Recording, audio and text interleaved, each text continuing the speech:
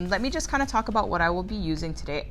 I'm going to be protecting my cuticles with the cuticle protector tape. This is one-time use only. I like this because of the rapidness. Obviously, there's no dry time. If you want something that's fast, this is definitely the way to go. So here, I just match up the U opening here, stabilize it right in the center of the nail, as you can see, and I'll just stretch it like that and stretch it out as how I need it. Try to get it as close as possible. And I love the stretch too, because you know, not everybody's nail size is the same.